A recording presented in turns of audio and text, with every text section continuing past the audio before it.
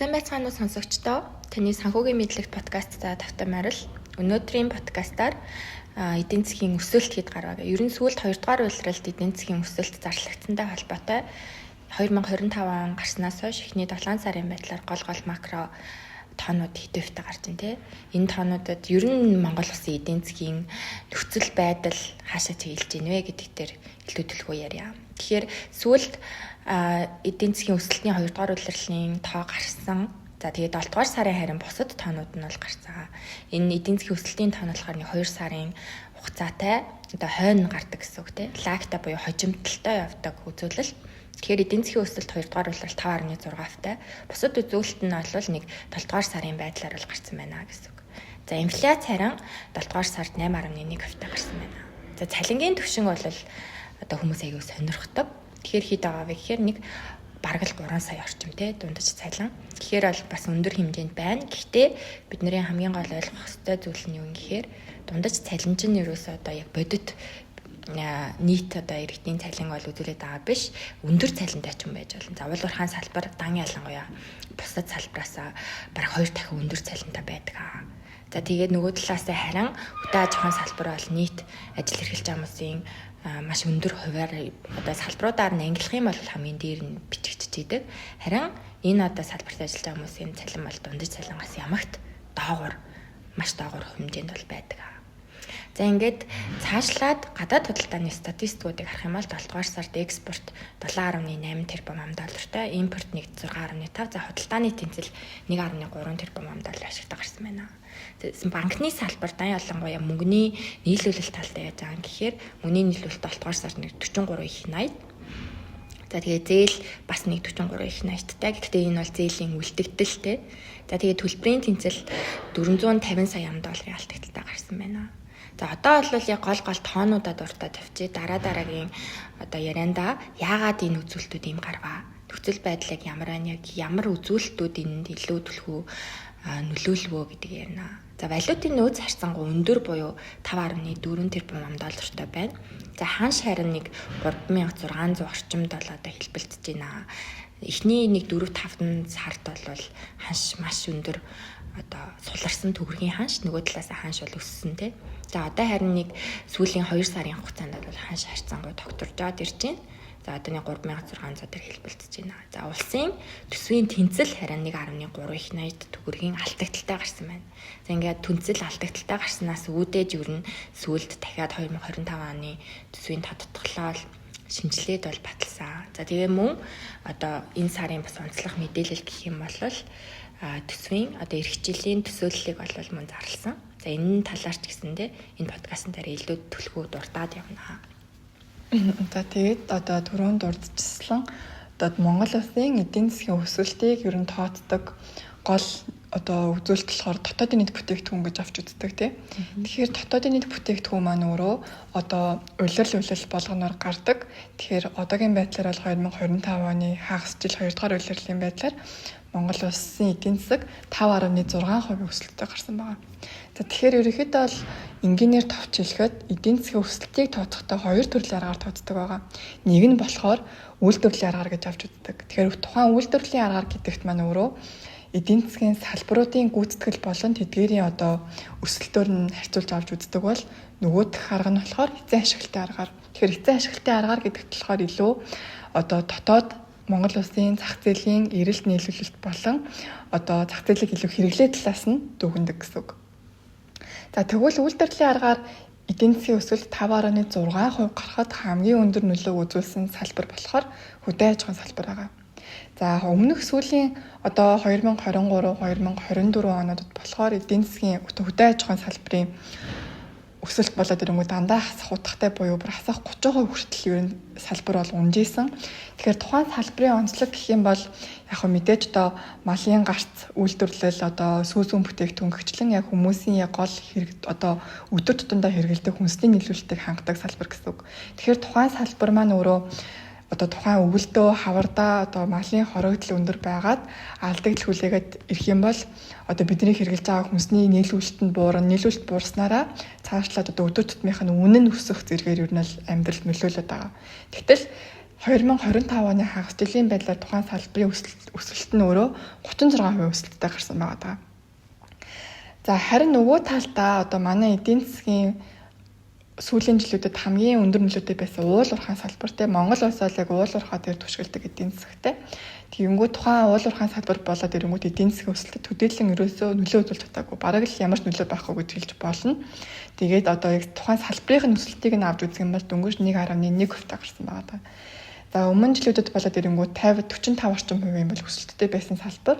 За мэдээж уул уурхайн салбар гэдэг бол яг одоо улсын гол түүхийн эдүүдийн экспортлдог. Тэгэхээр тухайн түүхийн эдийн одоо хэлбэлзэл маань өөрөө олон улсын зах зээлд ирэх үн болон нийлүүлэлтээс шалтгаалж байгаа. Тэгэхээр одоо манай уул уурхайн гол бүтээгдэхүүн болох нүүрсний үн буурснараа уул уурхайн салбарын одоо өсөлт айгүй бага өсөлттэй гарсан гэж хэлж болж байгаа. За мэдээж тэгээд уул уурхайг дагаад худалдааны салбар, тээврийн салбар бол одоо ингээд дагдаг учраас бууралттай гарсан юм нөлөөтэй байна. За хэрэв уул уурхайн салбар бас хажуугаар нь өсөлт цайтай байсан бол эдийн засгийн өсөлт бол 5.6%-аас хамаагүй илүү гарах бол юм боломж бол байсан гэж хэлж болж байгаа. За дараагийнхын түрүүний ярьсанчлан одоо эцсийн ашигтай аргаар бас эдийн засгийн өсөлтийг тооцдог. За тэгэхээр эцсийн ашигтай аргаар бол эдийн засгийн өсөлт яг 5.7% гарсан. Тэгэхэд гол нөлөө үзүүлсэн болоод ирэнгүүт өрхийн хэрэглээ буюу өрхийн хэрэглээ маань өөрөө өмнө жилтэй харьцуулахад одоо 10 орчим хувь өсөлттэй байгаа. Тэгэхээр эдийн засгийн хувьд талаад ирэнгүүт дотооддоо яг энэ хүмүүсийн өрхийн хэрэглээ болон худалдаа авалт бас ер нь өсөлттэй хэвээр байгааг харж болж байгаа. Гэтэ яг өмнө жилтэй харьцуулах юм бол өмнө жил 17% байсан. Тэгэхээр одоо 10% гэхээр бага зэрэг буурж байгаа ч гэсэн ер нь өсөлттэй хэвээр байна гэж харж болж байгаа. За үүн дээр бол бас мэдээж түрүүний ярьсанчлан уул уурхайн салбар маань экспорт импортод нөлөөлж байгаа учраас одоо экспортын бууралтаараа цэвэр экспорт маань өөрөө одоо хасах утгатай гарсан. Тэгэхээр одоо эцсийн ашигтай аргаач ч гэсэн нэг одоо илүү өндөр гарах боломжтой байсан ч гэсэн нэг 5 орчим хувьтай хэлбэлдэж байна гэж хэлж болж байгаа. За сая бол эдийн засгийн өсөлтийг төлхөө ярьлаа те. Хоёр аргаар одоо хэмждэг юм байна. За одоо яг эдийн засагчдын хувьд хамгийн ихэнд үздэг одоо томьёо нь бол ерөөсөө эцсийн ашиглалтын аргаар нь үзий явцдаг те. Зарцуулалт нь ямар юм бэ? Зарцуулалт гэдэг дээр жишээлбэл төрийн зарцуулалтаас үүсэж байгаа эдийн засгийн өсөлтийнх нь өгөөж ямар байгааг бол үржүүлэгч гэдэг зүйлээр тооцоо явдаг гэх мэтчлэн байдаг. Тэгэхээр одоо яг бидний онлын хүрээнд үздэг те. Одоо эдийн засгчдын онлын хүрээнд үздэг ойлголт нь бол ингээм амьдрал дээр илүү төлхөө яг бодит байдал дээр харагдсан явдгийг бол саяны хоёр аргаар бол илүү төлхөө харж болох юм байна. За одоо харин гадаад худалдааны статистик ямар гарч байгаа. Сая нөгөө эцсийн ашиглалтын дээр цэвэр экспорт гэдэг зүйл бол чухал байдаг. Тэр бол маш одоо өндөр алдагдaltaй байснаас болоод эдийн засгийн өсөлтийг бас төлхөө хаашаа бас татсан нэг үзүүлэлт байлаа. За өмнө дурдсанчлан мөн экспортын орлого бол 1.7.8, импорт нь 6.5 гэхээр худалдааны тэнцэл 1.3 тэрбум $, ашигтай харагдаад байгаа мэт боловч энэ нь бол ерөөсөө өмнө жилийн гүйцэтгэлээс 2 дахин буурч үзүүлэлтэй байгаа. Тэгэхээр бараг л 1.5 ч юм уу тэрбум $-ын орлого валют орж ирэх байна гэсэн. Тэр хэмжээгээрээ нөгөө төлбөрийн тэнцэл алдагдaltaй гараад тэр хэмжээгээрээ нөгөө ханш өмнө жилтэй харьцуулахад илүү суларсан төгрөгийн ханш гэж ойлгох хэрэгтэй. За экспортын хувьд бол хамгийн гол бүтээгдэхүүн мэдээж нүүрс байгаа тийм. За нүүрсийг бол голт нь бол нэг 4 ангилаад иж болдог. За Монгол улсын хамгийн их экспортлдог нүүрс нь бол кокс чох нүүрс. Тэгээ араас нь хүрэн нүүрс антрацит гэдээ ороод явж байгаа. Хүрэн нүүрс бол нэг ойролцоогоор 2-3 сая орчим бол одоогийн байдлаар байгаа. За харин чулуун нүүрс бол хамаагүй өндөр кокс чох нүүрс бол хамаагүй өндөр хэмжээнд байгаа гэж ойлгох хэрэгтэй. За тэгээд экспортын тэгвэл яг орлогын ямар аваа гэдгийг харахаар нүүрсний орлого нь 2.9 тэрбум $. За энэ сайн үзүүлэлт үгүй юу гэж харах юм бол энэ ерөөсөө өмнө жил 5.4 тэрбум $. гэсэн үзүүлэлт. Тэгэхээр бараг бас л 2 дахин буурсан байгаа. За зэсийн хувьд харин орлого нь бол одоогийн байдлаар нэг 2.9 гэхээр бараг л одоо нөгөө нүүрсний орлого, зэсийн орлого чинь адилхан тэнцүү хэмжээнд хүрээд ирлээ. За зэсийн харин орлого өмнө жил ямар байсан гэхээр 1.7. Тэгэхээр бараг 1 тэрбум $, нэмэгдсэн байна. Тэгэхээр одоо муу нэг үзэгдэлтээр яаж болох юм бэ гэхээр хэрвээ зэсийн орлого үнэхээр ингэж сайн нэмэгдээгүй байсан бол нүүрснээс алдагдж байгаа алдагдлаа нөхөж одоо багахан хэмжээгээр бол нөхөж чадахгүй. Тэгэхээр тэр хэмжээгээрээ энэ худалдааны тэнцэл 1.3 биш магадгүй $300 сая руу хүрэх эрсдэлтэй байсан гэсэн үг тий. За ингээд импортыг гол бүтээгдэхүүнүүдийг илүү дэлгэрэнгүй харах юм бол одоо нөгөө шатхуун байна тий. Шатхууны импортын одоо бараг л зардал гэж бол хэлж болно. Импортоор гаргаж байгаа мөнгө одоо валют тий. За тэгээд тэрний шатхуун нь бол 1.2 тэрбум $1 бол гарсан байна. За тэгээд суудлын автомашин манайх одоо Монгол улс чинь маш их автомашин импортлдог ороо. За хуулаараа одоо цаанаас зохицуулт хийгээд оруулж ирж байгаа одоо дугаарын хязгаарлалт хийж байгаа боловч бас л оруулж ирсэн хэмжээ нь бол өндөр хэмжээнд байна. За энэ хэмжээгээрээ импортын одоо гаргаж байгаа зардал нь өндөр байна гэсэн үг. За энэ нь $762 сая суудлын автомашин дангаараа. За энэ дээр ачааны автомашин нэмэгдсэн 326 г явж байна. За тэгээ бусад хэрэгслүүд нь гэх юм бол том одоо оврын том үйлдвэрлэлүүд ч юм уу эсвэл уул уурхайнд ашиглагддаг тэр тоног төхөөрөмжүүд нэмэх нь бас Монгол улсын хамгийн гол импортлоод байдаг бүтээгдэхүүнүүд гэхээр барилгын материал байдаг. Тэгэхээр эдгээр бүтээгдэхүүнүүдийн импорт бол харьцангуй өмнө жил бол өндөр өсөлттэй байсан. Яг өсөлтийг нь харах юм бол өсөлтийн хурд нь саарсан байна. Яалтчгүй одоо дотоод эдийн засагт бол сангийн бодлогоорч, мөнгөний бодлогоорч хатуу бодлого баримталж байгаа учраас энэ хэмжээгээрээ хүмүүсийн хэрэглээ бол хязгаарлагдсан. Тэгэхээр нөгөө импортоор оруулж ирэх гээд байгаа эрэлт нь бол харьцангуй багасч байгаа гэсэн үг л дээ. Тэгэхээр ингээд импорт харьцангуй бас нөгөө орлогынхаа түвшинд бол хурд нь багассан юм шиг харагдаж байна. За сая экспортыг түлхүү ярьсан учраас тэгвэл экспорт дээр гол зөвхөн орлогоос гадна бидний сонирхох ёстой юм юу байдаг вэ гэхээр бишт хэмжээ, за дээрээс нь үнийн түвшин гэдэг зүйл байдаг. За бид нар нүүрсээ сайн гаргаад бишт хэмжээний хувьд бол өмнө жилтэй харьцуулахад тийм өндөр мэдэгдэхүйц бол уг нь бол бууралт байхгүй. Харин үнийн хувьд маш өндөр бууралттай байгаа учраас нийт одоо хэмжээгээр орлогыг бол өндөрөөр бууруулчихад байгаа. Одоогийн байдлаар 7 дугаар сарын дунджаар эхний 7 сарын дунджаар гэсэн үг тийм. Нүүрсний хилийн үнийг $71 хүрсэн байна. Тэгээ зөвхөн 7 дугаар сарыг аваад үзэх юм бол энийг 65 руу 60 руу бол буурсан юм шиг харагдаж байгаа. За энэ нь тэгвэл өмнө жилтэй харьцуулахад ямар үзүүлэлт гэхээр бүр 39%-аар буурсан байна гэсэн. Өмнө жил нэг $120 байсан. За нөгөө талаасаа харин зис одоо хамгийн гол бас худалдааны алдагдал хэд өндөр байхгүй хахад нөлөөсөн гол хүчин зүйл бол зис байгаа даа. За зис харин яасан гэхээр үнийн түвшин нь бол хилийн үн $2320 бол хүрсэн. Энэ нь өмнө жилийн мөнхтэй харьцуулахад 23%-аар өссөн үлдээ. Тэгэхээр яагаад үн ингэж өсөд байгаа юм бэ? Тэ?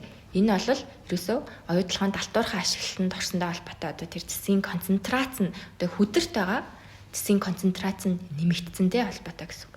Тэгэхээр одоо Монгол улс жишээлбэл нэг 25% концентраттай зэсийг л экспортлдог байсан бол одоо энэ магадгүй 28 болоо 30 болчоор мэдээж үнэ нь бол өсөж байгаа. За тоо хэмжээ ч гэсэн бас өсөө явцсан байгаа юм аа. Одоо 2025 оны эхний 7 сарын байдлаар 1.2 сая тонныг бол гаргацсан байна. За өмнө жилийн нийт гүйцэтгэл бол 1.7 байсан. Тэгэхээр одоо ирэх 5 сард хэрвээ өндрөөр гаргаж чадах юм бол 2 сая тонныг бол давах хэмжээтэй байна. Энэ бол бишт хэмжээний хувьд ч, үнийн хувьд ч өссөн үзүүлэлт учраас нийт одоо орлогоор бол зис бараг $1 тэрбум өмнө жилтэй харьцуулахад өндөр гараад байгаад бол эргээр нөлөөлж байгаа гэсэн. За мөн манай дээр экспорт дээр гол бүтээгдэхүүнүүд бол төмрийн хөдөр байна, алт байна. За төмрийн өдрийн үн бол харьцангуй буурсан харагдаж байгаа. За алтны үн те яг энэ нүүрсний араас зис ороод зисийн араас бол алт ордог. За алт одоо ингээд геополитикийн тодорхойгүй нөхцөл байдал өндөр байгаатай холбоотой яг бараг л хуулаараа угаасаа одоо хөрөнгө оруулагчид илүү найдвартай зүйл рүү хөрөнгө оруулдаг тийм. Усууд ч гэсэндээ одоо алтыг маш их нөөцлөд эхэлж байна гэж бол харагдаад байгаа. Тэр хэмжээгээрээ эрэлт нь өндөр байгаа дахаар алтны үн бол өсөөд одоо 2025 онд алт хэдэн удаа түүхэндэгдээд одоо үнийхээ хэмжээг бол эвдээд явж байгаа. Энэ ч утгаараа манай экспортлж байгаа алтны үн бол 3300 та байна. Одоо 7 дугаар сарын байдлаар энэ нь өмнө жилээс 36%-аар өссөн байна. Гэхдээ яг нь нийт эзлэгүүнээр алт бол манай экспорт дээр тийм өндөр биш байдаг учраас яг ийм өндөр 36% өсөлттэй харагдаж байгаа мэт боловч яг нийт дүнгээрээ нүүрсний экспорт бууцантай холбоотойгоор манай нийт экспортын өсөлт бууралттай харагдаад байгаа гэсэн үг тийм. За ерөнхийдөө бол нөгөө нэг яг Монгол улсын эдийн засагт гол нөлөө үзүүлж байгаа нь яг энэ тухайн түүхийн эдүүдийн зах зээл байгаа учраас илүү нарийн яриад байгаа юм тий. За тэгвэл цаашлаад бас ямар макро гол үзүүлэлтэнд одоо энэ тэр саяны дурдсан юмнууд маань нөлөө үзүүлж байгаа гэхээр нэгт төлбөрийн тэнцэл байгаа. Тэгээд гадаад валютын албан нууц, тэгээд ханш байгаа тий. Тэгэхээр ер нь бол одоо Монгол улс маань өөрөө үйлдвэрлэгч биш, хэрэглэгч орн учраас ханшийн одоо өсөлт одоо өдөр тутмын амьдралд маань айгүй чухал нөлөө үзүүлж байгаа. Аж ахуй нэгж байгууллага болон яг нөгөө нэг худалдаа авагч талаас. За тэгэнгүүт ханшид ер нь ямар нөлөө үзүүл гол одоо үзүүлдэг хүчин зүйлүүд нь юу байгаа вэ гэхээр төлбөрийн тэнцлийн алдагдал гэдэг тийм. За 2025 оны яг 1-р улирлын байдлаар бол нэг 700 гаруй сая долларын алдагдaltaй байсан тийм. Тэгэхээр мэдээж яг он болгоны ер нь яг ихэнд ч юм уу 1-р улирлд ер нь жоохон төлбөрийн тэнцэл алдагдaltaй байгаатайгаа нэг нөгөө нэг бараа үйлчилгээний одоо урсгалт ансаар дамжуулаад алдагдлыг өндөр байх гэдэг хандлага байдаг. Яагаад тэгэхээр маш их валют гадагш урсаад байгаа л гэсэн ойлголт шүү дээ. Тэгэнгүүт нөгөө талдаа яг мэдээж одоо өмнө жилийн эцэс одоо болон яг энэ жилийн эхэнд бол санхүүгийн дансны тэнцэл өөрөө айгүй одоо өндөр дүнтэй ашигтай гарч эхэлж байгаа. Яагаад тэгэхээр одоо засгийн газар болон банкуд маань маш их хэмжээний одоо бонд гаргаж эхэлж байгаа. Тэгэхээр санхүүгийн дансны тэнцэл маань өөрөө 2-р хагас жилийн байдлаар 1.6 тэрбум долларын ашигтай гарсан. Тэгээ энэ бүр одоо ашигынхаа хувьд бол өмнө жилээс бүр 78%-аар өссөн үзүүлэлт болоод ороод ирж байгаа.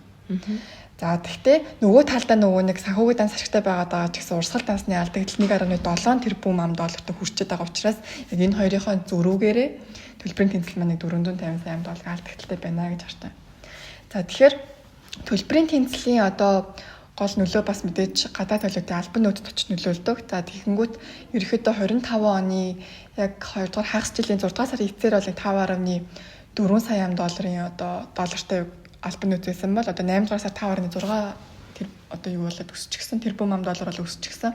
Үүний нөлөө нь болоод ирэнгүүт одоо түрүүн сүүлд гаргасан бондуудын одоо мөнгнүүд одоо бас орж ирж байгаатай холбоотой албан нөөцийн нэмэгдэл бас өндөр байна л да. Тэгэхээр 8 дугаар сарын эцэс гэхэд бол 5.1 бараг 7 тэрбумд хүрсэн. Тиймүүд энэ нь болохоор 21%-аар өсчихсөн байгаа.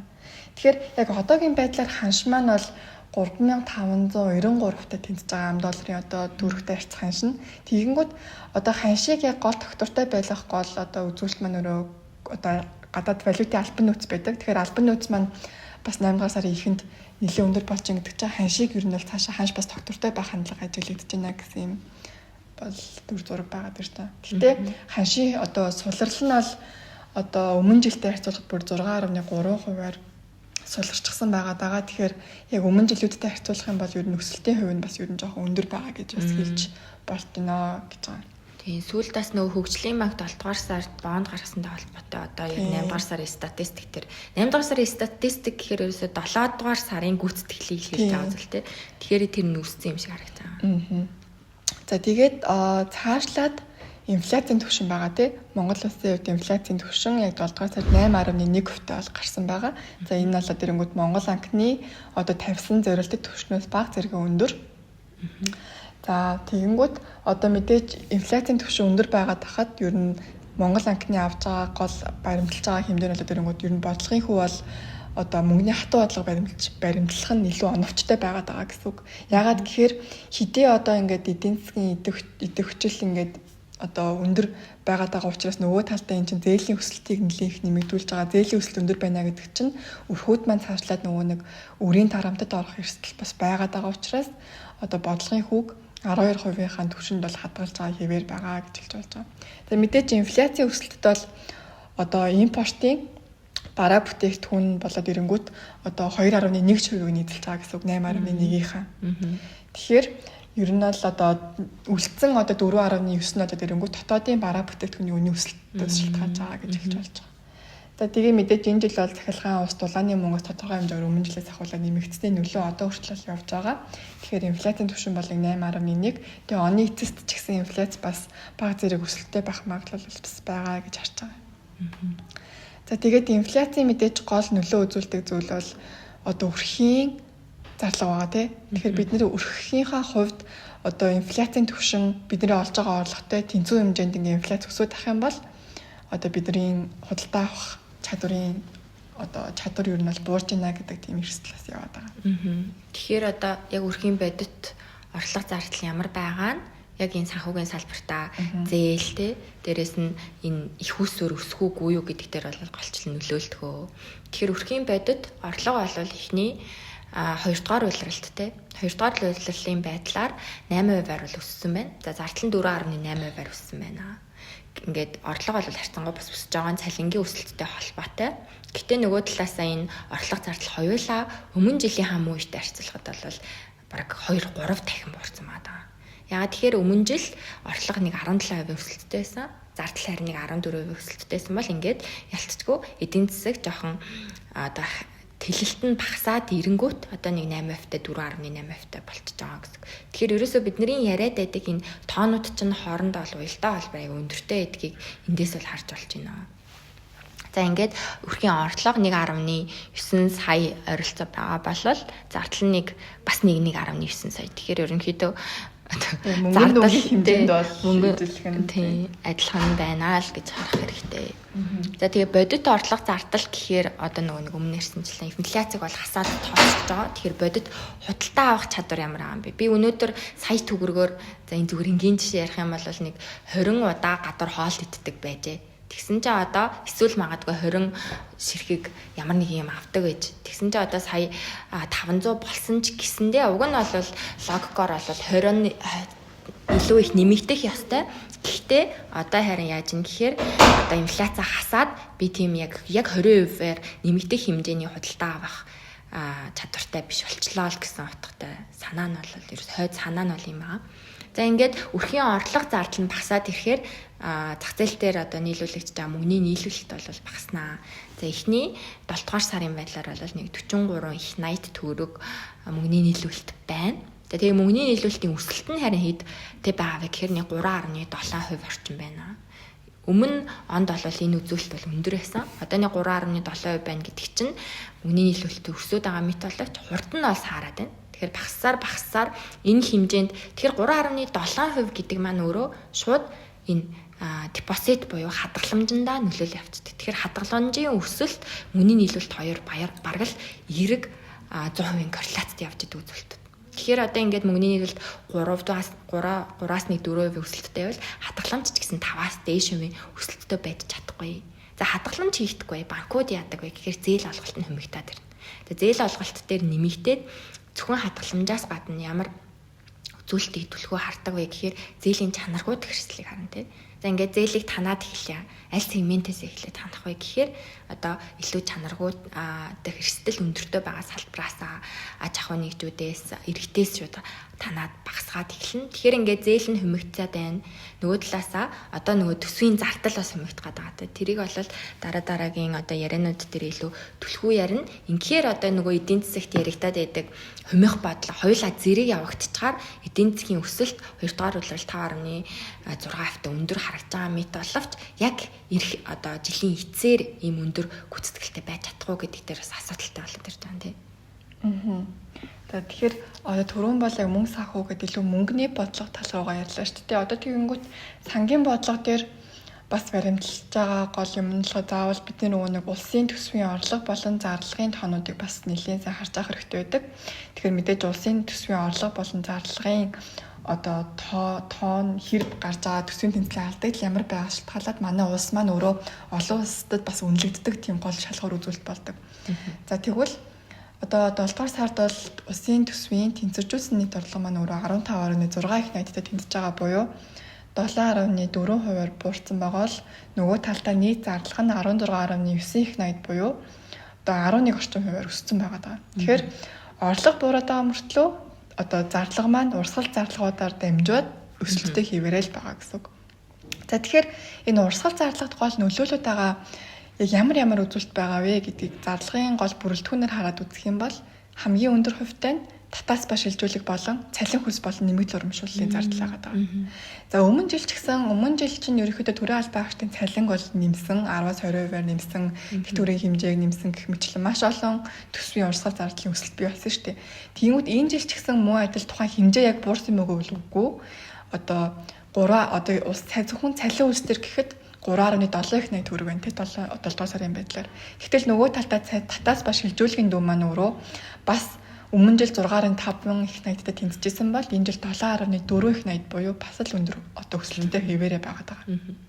За тэгэхээр ийм өндөр зарлагын одоо дүнгээрээ манай төсвийн тэнцэл өөрөө 1.3 их найд төгрөгийн алдагдaltaй гарсан 7 дугаар сард. Тэгэхээр хэрвээ яг энэ ирчээрээ зарлага ийм өндөр орлого ийм бага байгаа тах юм бол одоо манай улс маань 25 оны эцэст нэг 3.3 их найдын одоо алдагт хүлээхээр байна гэсэн тооцооллыг бас хамгийн амнаас танилцуулсан байгаа. Тэгэхэнгүүт за тийм өндөр алдагдaltaй байна гэдэг бол маш одоо эрсдэлтэй. Тэгэхээр гол нь 25 онд төсвийн тодтгол хийгдсэн байгаа тийм. Тэгэхээр төсвийн тодтгол хийгдээд одоо урсгал зардлын бууралтан дээр цалин үүсний зардал, бүтцийн өөрчлөлттэй холбоотой зардал, засгийн газрын хоорондын шилжилт хөдөлгөөн, тэгээд төсвийн одоо зохион байгуулалтын зардал мардлыг хэмнээд одоо бас одоо энэ дээрээс танагдж байгаа зардал нь нөгөө нэг яриад байгаа мега төслүүдийн зардал бас дахиад жоохон өндөр хэмжээгээр буурахаар байгаа. Тэгэхээр энэ одоо урсгал болон хөрөнгийн айл зардлын бууралтаар одоо зардлыг бууруулж иж манай улс маань өөрөө 25-аас тодтгол дээр дурдсанаар 1.4 их найд төгрөгийн алдагдaltaй энэ жилийг ер нь бол тусгана гэж бол гарсан байгаа. Одоо тэгэхээр алдагдлынхаа хэмжээг нэмж болохгүй л гэсэн үг. Тийм, алдагдлынхаа хэмжээг нэмж болохгүй. Тэгээд орлогыг бас яг одоо сайн яг нүүрснийхаа одоо бие хэмжээг нэмэгдүүлж улсын төсөвтэй мөнгө татахгүй л бас айгүй эрсдэлтэй дүнтэй болчиход байгаа юм л да. За тэгээд 26 оны төсвийн төсөлч гэсэн сая 8 сарын 15 онд зарлагдаад одоогийн байдлаар нь улсын хурлд өргөн барьчихсан одоо ерөнхий сайд маань улсын хурлын гишүүдтэйг хэлэлцээд байж байгаа хэрэг одоо процесс нь. Тэгэнгүүт тухайн төсвийн төсөлтөөр ч гэсэн тэнцвэржүүлсэн тэнцэл маань бас 1.4 их найд алдагдaltaй байна гэсэн одоо шийдвэртэй байгаа даа. Тэгэхээр ер нь бол 2 жил дараажид манай улс бол алдагдал хүлээн. Тэгэхээр үүн дээр гол тооцох эрсдэл маань өөрөө ер нь бол түүхийн эдийн зах зээлийг маш сайн ажиглаж ер нь орлогыг бүрдүүлэх шаардлагатай. Нөгөө талдаа засгийн газрын өрийн эрсдлийг бас тооцох хэрэгтэй байгаа. Ирэх жилүүдэд бас маш их төлөх шаардлагатай өрийн хэмжээ бас байгаа тийм. За энэ бол улсын төсвийн бол ер нь бол одоо товч байдлаар бол юм байна. За тэгэхээр сая бол хэдүүлээ улсын төсөв гэж ярьлаа те. Төсөвтөр бас нэг ажиглагтаад байдаг сонирхолтой үзүүлэлт нь ингээд сар болгоноор нь харахаар 12 дугаар сард маш их зардал гаргацсан байна. Тэрс нөгөө нэг төсвийн зардлаа өндөр тавиад 12 дугаар сард тэрэндээ хүрэх гээд явдаг юм шиг байгаа. Тэгэхээр одоо магадгүй одоо дахиад жилийн эцэс хүртэл алдагдлаа нэмэгдүүлж болохгүй болохоор тэр дүр зураг хэцүү одоо харагдаж байгаа байхаа. За дээрэс нь за үнэхээр ингээд төсвийн байгууллагатад ажиллаж байгаа те. Төрийн байгууллагад ажиллаж байгаа хүмүүсийн цалинг олох хүн зүйтэй тий. Гэхдээ яг үнэхээр энэ нь өндөр хэмжээнд байх ёстой юу үгүй юу гэд харахаар бол эдийн засагчид бүгдээрээ дийлэнх нь бол үгүй гэж хардаг. Яа тэгэхээр манай төсвийн зардал сүүлийн бараг ковидоос хойш 3 дахин өссөн тий. 3 дахин төсвийн зардал өссөн. Нөгөө талаасаа мэдээж бид нэр инфляцийг харах хэрэгтэй. Инфляц нь 3 дахин өснө үгүй. Тэгэхээр энд нэг юм үнэхээр бодит биш нэг тийм өндөр хэмжээнд гаргаад байгаа тоо үзүүлэлт байгаад байдаг гэсэн. За дээрээс нь сая одоо жишээлбэл одоо төсвийн танлаа тий зардлаа танлаа тэр нь урсгал зардлаас өндөр байлаа гэдэг нь уг нь маш сайн үзүүлэлттэй. Гэхдээ ингээд нэг бүрчлэн харангуут тэр нөгөө хэрэгжиж эхлэх мега төслүүдээс хамгийн дийлэх нь хассан. Тэгэхээр одоо нийт хөрөнгө оруулалтын зардлаас нэг 500 тэрбум за тэр мега төслүүдийн хэрэгжиж эхлэегүй байгаа зардлаас 600 тэрбум гэхээр чи одоо ерөөсөө сая нэг 2 их 80-ыг хассан байлаа гэж ботход тэрний дийлэнх нь энэ хөрөнгө оруулалтын зардал нөгөө нэг бидний яриад байдаг дэд бүтцтэй одоо энэ эрүүл эдийн засгийн өсөлтийг авчирдаг зардлуудаас хасцсан гэсэн. Тэгэхээр энэ нь яг үнэхээр бодит сайн үзүүлэлт байж чадваагүй юу гэдэг бол мөн асуудалтай л харагдаж байна. Харин тэгээд яг нөгөө нэг бас одоо сүүлд яригадаад байгаа нэг төрийн өмчит байгууллагуудыг цөөлнө гэж байгаа нь илүү одоо тоон дээр төрийн одоо албан агчдын тоон дээр анхаарахгүй илүү бүтээмж дээр нь юу н анхаарч ажиллана гэсэн юм үг нь гол санаа яваад тах шиг байгаа юм тийм. Гэтэ үнэхээр одоо 100 эдэн төрийн өмчит байгууллагыг бүр 80 эд болгоно гэд 20 эдэн төрийн өмчит компаниар цом мохтгол энэ төр хийж байгаа гэдэг бол бас л тэнцэгтэй ямар нөлөө үзүүлэхийг бас амилж мэдгүй байгаа юм тийм. За тэгээд гадаад эдийн засгийн хамгийн сүүлд нь юу н гадаад эдийн засаг дээр бол товчхон одоо хятад улсыг одоо аваад үзчихэ тэ. За хятад улсын хувьд л дэрнгүү техникийн хагасчлалын байдлаар гангийн үйлдвэрлэлийнх нь одоо үйлдвэрлэлийн дотоод үйлдвэрлэлийнх нь хэмжээ нь айгүй өндөр байсан учраас одоо одоо гангийн манахаас авж байгаа нүүрснийх нь импортын хэмжээ жоохон багассан. Гэтэ одоо сая 7 дугаар сараас ахуулаад ер нь дотоод үйлдвэрлэл дээр хязгаарлалт тавиад тэгээ нөгөө талдаа одоо тухайн хязгаарлалт тавиад хянилт шалгалт явуулаад эхлэнгүүт нөгөө нэг жоохон хууль бусаар хэрэгжижсэн тухайн одоо тэр үйлдвэрлэлүүд нь ерөөхдөө үйл ажиллагаа зогсоох байдлаар дотоод үйлдвэрлэлээд байгаа учраас одоо төрийг хязгаарлаж эхэлсэн. Тэгэхээр манай нөгөө талаасаа тэр чинь юу гэсэн үг юм гэхээр одоо дотоод үйлдвэрлэхээ болохоор гадаадаас илүү хямд үнэтэй ерөөхдөө нүүрсүүдийг илүү ихээр авах хандлагаар ажиллана гэсэн үг байна. Тийм хятад дээр бас нэг сонирхолтой юм нөгөө эдийн засгийн өсөлт аягүй сайтай гараад байдаг. Нөгөө талаасаа дефляцтай гараад нэг юм парадокс шиг юм үүсгэж. Уг нь эдийн засгийн хандлаар яадаг вэ гэхээр энэ одоо эдийн засгийн өсөлт инфляц хоёр чинь эерэг корреляцтай явдаг үзүүлэлттэй. За хятад дээр юу болоод байгаа юм гэхээр бид нар яг эхэнд ярьсан шиг эдийн засгийн өсөлтийг үйлдвэрлэлийн болон хэрэглээний аргаар үзнэ. Тэнгүүд үйлдвэрлэлийн аргаар өсөд байдаг. Үйлдвэрлэл нь ингээд нэмэгдээд одоо ингээд хууль бусаар заасан квотоос илүү үйлдвэрлэл явуулаад байдаг. Нөгөө талаасаа тэрийг хэрэглэх хүн байхгүй. Эргэлтэнс бол. Тэгэхээр ингээд инфляц нь байхгүй баг дефляцтай гараад байгаа мөртлөө нөгөө талаасаа эдийн засгийн өсөлт нь эерэг юм нэг парадокстой яваад байна. Гэтэ энэ бол одоо богино хугацаанд уг нь эдийн засгийн өсөлттэй мэт харагдаж байгаа болж урт хугацаанд бол мэдээж энэ парадокс шиг юм балансгүй зүйл чинь эрүүл биш байна л гэдгийг бол илэрхийлж байгаа юм тий. Тэгэхээр хичнээн үйлдвэрлэл явуулаа үнэхээр хэрэглэх одоо хүмүүс дотоод иргэд нь хэрэглэхгүй. Тэгэхээр гадагшаага бол бас экспортлно гэхээр нөгөө талаас нөгөө геополитикийн тодорхойгүй нөхцөл байдал Америкт нь хамгийн том хэрэглэгч улс тий. Тэгэд Америктэй нөхцөл байдал хэцүү байхаар бас хятад дээр дотоод эдийн засгаас гадаад эдийн засгаас айгуу тийм хүч зарсан тий сорилттой жил ирэх жилүүд ер нь болохоор харагдчихсан. За ингээд одоо нөгөө хятад гол хөтмөш улсуудтай уулзаад сая болоод нэг уулзалтыг явсан тий Оростой уулзж гин хойд Солонгостой уулзж гин Монголтойс уулзсан манай ерөнхийлөгч бол явж исэн. Тэн дээр бол одоо БРИКС-ийн орнууд гэж бид нэр ярьдаг. Тэр орнууд одоо энэтхэг бас үрээд ирж байгаа юм. Энэтхэгийг бол Америк бас муу шахаад эхэлсэн. Танах Оросоос хямд одоо шатхуун аваад ах юм бол газрын тос аваад ах юм бол манайх танахын одоо тарифыг нэмэгдүүлээ гэх мэтлэн. Гэхдээ бас одоо энэ нөгөө Дональд Трампын хэрэгжүүлээд байгаа гадаад бодлогын нь хүрээнд одоо хуулиар бас яригдж байгаа. Энэ үнэхээр зүг бодлогогүй юу? Хуулийн хувьд асуудалтай байна. Ийм гинтийн түргэн хугацаанд явагдаж байгаа асуудлууд нь бас болохгүй гэ хуулиар бол бас ороо явж байгаа. Трамп болон Трампын засгийн газар.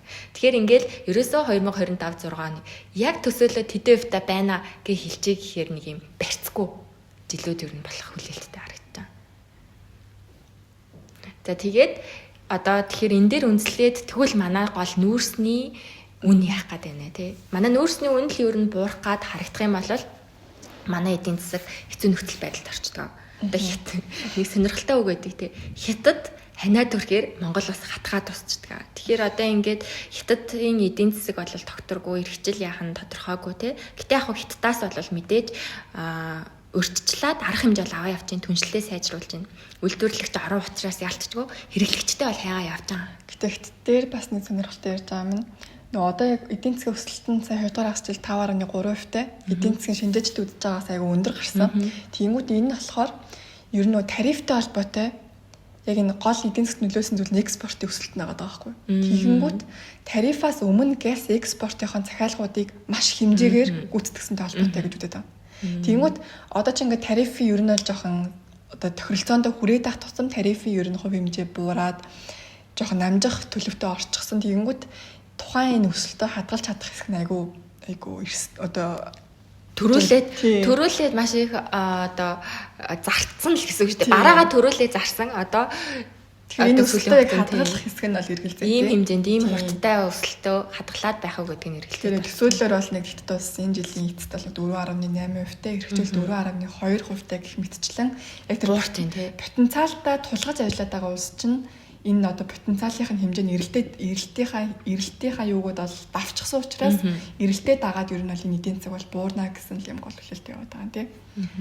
За тэгээд ер нь бол мэдээж хятадын эдийн засгийг ярьж байгаа шалтгаан нь түүхэн эдийн одоо үнэ манай улс дээр дамжиж нөлөөлдөг. Тэгэхээр түүхэн эдийн үнэ нь бол нүүрсний хилийн үнэ бол энэ жил болон эрхжил яг $70 тогтворч нь манайх болохоор үн тогтоодоггүй. Манайх бол зөв үнийг хүлээн авч ус учраас яг энэ үнээр ер нь бол төсөөлөл гаргаа явдаг. За тэгээд зэгсийн үн бол зэгсийн эрэлт аяг өндөр байгаа. Тийм болохоор эрхчлэгчдүүд ч гэсэн эрэлтэд дагаад ер нь л үн өсөө явах учраас $9700. Тэгээ алтны үн яг одоо айгүй хай түвшин дээр яваад байгаа ч гэсэн ер нь цаашаа тогтворч жоод нэг 2000 эрхчлэхэд нэг $2800 байна гэсэн төсөөллийг бол бас сангийн яамны юун дээр дурччихсан байгаа. Тэгэхээр энэ маань өөрөө бас нөгөө талтаа Америкийн нэгдсэн улсын бодлогын хүн ямар байхаас голшин шалтгаална гэх мэтчлэн олон ийм хүчин зүйлэл байгаа гэж бас хэлж болно. Тийм. Одоо ингээд сүүл тас харж байхад одоо уг нь бол Хятад Америк хоёр хоорондоо учраа одоо болоод те энэ гинтийн бодлогуудаа багсгаад байгаа мэт боловч сүүл тас Хятад Орос одоо энэ итгээг улсууд одоо хойд Солонгос уулзчихаар бас ингээд Америкийн эсрэг бөөндөө хүчээ нэгтгээд байгаа юм шиг ерөөсөө л тодорхойгүй гэж л энэ жилиг ер нь ярьж болохоор. Гэтэ яг одоогийн мэдээлэл дээр үндэслээд харахад бол сая түүхийн идүүд бол нүүрсний үн бол бас үргэлжлээд буураад бүр 50 руу 40 руу бол унах эрсдэл нь харьцангуй гайгүй байх шиг байна. За зис нөгөө талаасаа бидний баг эдийн засгийг одоо эрхчлүүлээд явж авах гол түүхийд болох юм байна угаасаа тий. Одоо Хятад чинь ногоон шилжилт Хятад төдөөгүй ер нь улс орнууд ногоон шилжилт хамгийн гол энэ ногоон шилжилт дээр чи ашиглагддаг түүхий идүү юм гэхээр ерөөсөө зис. Тэгэхээр манай Монгол улс бол зис бас зөвхөн нөөцнээс хамаарахгүй бас зис байсан нь бас нэг нөхцөл байдлыг хит хөндрүүлэхгүй байхад бол эерэг нөлөөлөл үзүүлж байгаа юм байна. За ингээд анхаарал энэ хүртэл одоо бидэнтэй хамт байж анхааралтай сонссон сонсогчдоо баярлалаа.